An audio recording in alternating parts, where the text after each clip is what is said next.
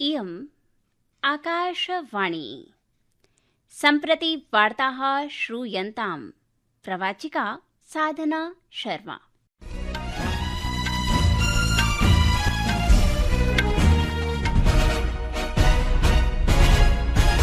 आदौ मुख्याः वार्ताः। ईरान देशात् भारतीय नागरिकाणां सुरक्षितरूपेण प्रत्यावर्तनं सुनिश्चित्य प्रशासनं सर्वविध प्रयत्नं कुर्वदस्ति। उत्तर ईरान देशात् प्रत्यावर्तिताः 350 भारतीयाः छात्राः स्वदेशं समागताः। दक्षिण इस्राएल देशस्य मुख्य चिकित्सालये प्रातः ईरानी प्रक्षेपणास्त्रेण प्रहारे अनेके जनाः व्रणिताः। भारत क्रोएशिया देशौ भारत यूरोपीय संघस्य मुक्त व्यापार संधि इत्यादिषु विषयेषु व्यापक चर्चां कृतवन्तौ। न्यायाधीशस्य यशवन्त वर्मा इत्यस्य आरोपाणाम् अन्वेषणार्थं त्रिसदस्यीय पीठेन निष्कर्षः प्रदत्तः यत् दिल्ली उच्च न्यायालयस्य पूर्व न्यायाधीशस्य निष्कासनाय कार्याचरणारम्भाय पर्याप्तकारणानि सन्ति। अपि च 54 भारतीय संस्थाभिः QS वर्ल्ड यूनिवर्सिटी रैंकिंग इत्यस्मिन् स्थानं लब्धम्, यत्र भारतीय प्रौद्योगिकी संस्थानं IIT दिल्ली इति देशस्य संस्थारूपेण उद्भूता। प्रधानमन्त्री श्रीनरेन्द्र मोदी अस्य स्वागतम् अकरोत्। ईरान देशात् भारतीय नागरिकाणां सुरक्षितरूपेण प्रत्यावर्तनं सुनिश्चित्य प्रशासनं सर्वविध प्रयत्नं कुर्वदस्ति। इदानीं वार्ताः विस्तरेण। ईरान देशात् भारतीय नागरिकाणां सुरक्षितरूपेण प्रत्यावर्तनं सुनिश्चित्य प्रशासनं सर्वविध प्रयत्नं कुर्वदस्ति। तथा च अद्य भारतीय अभियानस्य सदस्यान् नीत्वा अन्यत् विमानम् आगमिष्यति इति अपेक्षा अस्ति। पूर्वम् उत्तर ईरान देशात् प्रत्यावर्तिताः 350 भारतीयाः छात्राः स्वदेशं समागताः। नवदिल्ल्यां वार्ताहरैः सह वार्तालापं कुर्वन् विदेश राज्यमन्त्री कीर्तिवर्धन सिंहः अवदत् यत् ईरान देशे भारतीय नागरिकाणां निष्कासनार्थं 350तोऽपि अधिकाः अनुरोधाः सर्वकारेण प्राप्ताः।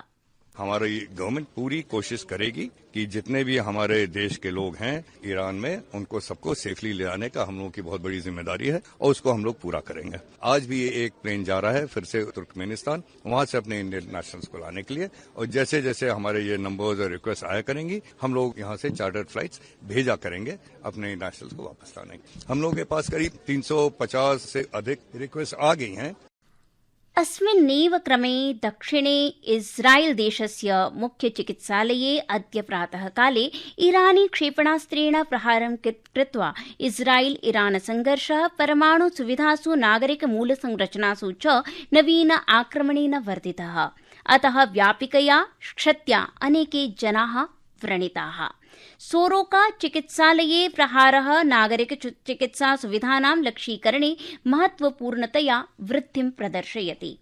इस्राएल संचार माध्यमेषु उड्डीयमानानां वातायनानां चिकित्सा संकुलात् प्रचण्ड कृष्णधूमस्य च दृश्यानि दृश्यन्ते। ईरानस्य प्रतीकारः इस्राएल देशेन कृतायाः ईरानस्य नतान्ज परमाणु सुविधायां रात्रौ एव आक्रमणस्य अनन्तरम् अभवत्, यस्मिन् इस्राएल सैन्यस्य वक्तव्यानुसारेण परमाणु शस्त्र विकासाय प्रयुक्त घटकाः उपकरणानि च सन्ति। इस्राएल सैनिकाः ईरानस्य अराक बृहत् जल परमाणु अभियान्त्रिकस्य उपरि अपि आक्रमणं कृतवन्तः इति कथ्यते, यस्य उपयोगेन परमाणु विस्फोटस्य कोर इति आधारं निर्मातुं शक्यते। ईरान देशः अद्य प्रातः इस्राएल देशे आक्रमणस्य 14तमं तरंगं प्रारब्धवान्, यत्र देशे सर्वत्र सामरिकलक्ष्यान् लक्ष्यं कृत्वा नवीनतम प्रहारेण 25तः अधिकानि क्षेपणास्त्राणि प्रहारितानि।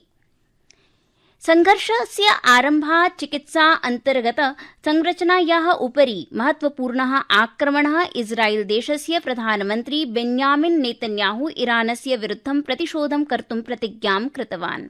चिकित्सालये आक्रमणस्य अनन्तरम् इस्राएल देशस्य रक्षामन्त्री इस्राएल काट्ज इत्यनेन उक्तं यत् इस्राएल देशस्य सैन्यं ईरान देशे सामरिक लक्ष्यविरुद्धम् आक्रमणं तीव्रं कर्तुं निर्देशः दत्तः। अमेरिकीय राष्ट्रपतिः डोनाल्ड ट्रम्पः सैन्य हस्तक्षेप विकल्पानां विचारं निरन्तरं कुर्वन् अस्ति, यतः सम्पूर्णे पश्चिमे एशियायां द्वन्द्वस्य विस्तारस्य आशंका वर्तते।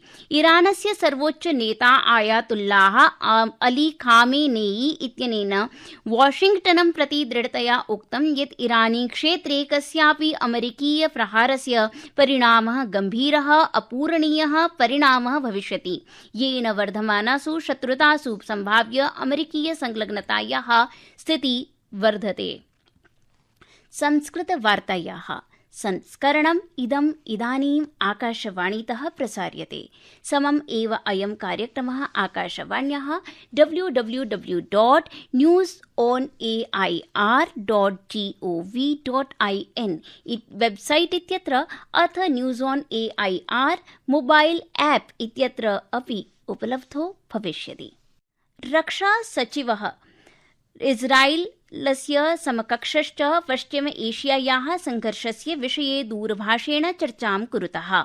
रक्षा सचिवः राजेश कुमार सिंहः इस्रायलस्य रक्षामन्त्रालयस्य महानिदेशकेन मेजर जनरल अमीर बरम इत्यनेन सह दूरभाषेण वार्तालापं कृतवान्।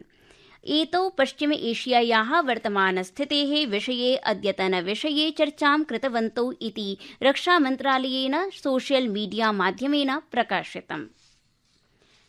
भारत क्रोएशिया देशौ भारत यूरोपीय संघस्य मुक्त व्यापार संधि इत्यादिषु व्यापक विषयेषु चर्चां कृतवन्तौ। क्रोएशिया देशेन सन्धेः समर्थने पुनरुक्तम्।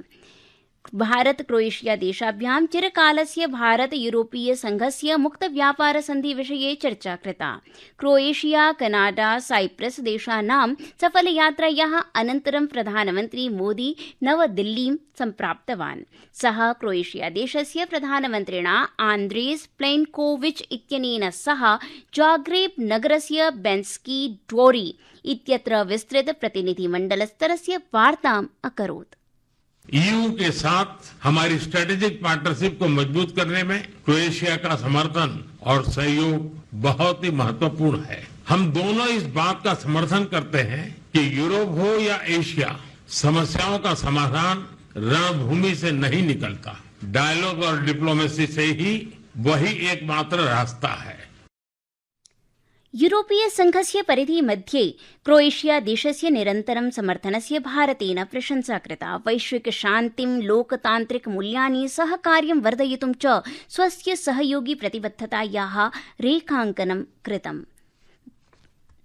न्यायाधीशस्य यशवन्त वर्मा इत्यस्य निवासस्थाने रूप्यकाणां प्राप्तेः आरोपाणाम् अन्वेषणार्थं निर्मितेन त्रिसदस्यीय पीठेन निष्कर्षः प्रदत्तः यत् दिल्ली उच्च न्यायालयस्य पूर्वन्यायाधीशस्य निष्कासनाय कार्याचरणस्य आरम्भाय पर्याप्तकारणानि सन्ति। हरियाणा पञ्जाबयोः उच्च न्यायालयस्य मुख्य न्यायाधीशः शीलनागुः, हिमाचल प्रदेश उच्च न्यायालयस्य मुख्य न्यायाधीशः GS संधावालिया, कर्णाटक उच्च न्यायालयस्य न्यायाधीशः अनुशिवरामनश्च समाविष्टाः आसन्। 54 भारतीय संस्थाभिः QS वर्ल्ड यूनिवर्सिटी रैंकिंग इत्यस्मिन् स्थानं लब्धम्, यत्र भारतीय प्रौद्योगिकी संस्थानं IIT दिल्ली इति देशस्य शीर्षसंस्थारूपेण उद्भूता। QS वर्ल्ड यूनिवर्सिटी रैंकिंग इत्यस्मिन् अभिलेखात्मकं 54 भारतीय संस्थानां स्थानं प्राप्तम्। अस्मिन्नेव क्रमे भारतीय प्रौद्योगिकी संस्था IIT दिल्ली देशस्य शीर्षस्था संस्था अस्ति। रूसस्य राष्ट्रपतिः व्लादिमीर पुतिनः इस्राइल ईरान देशयोः द्वन्द्वं समापनार्थं मध्यस्थता प्रस्तावम् अकरोत्। ऋतुविभागेन उक्तं यत् गुजरात, केरल, माहे, पश्चिमबंगाल, सिक्किम, मध्यप्रदेश राज्यानां पूर्वोत्तर राज्यस्य केषुचित् भागेषु अपि प्रचण्डवृष्टिः भविष्यति इति वार्ताः।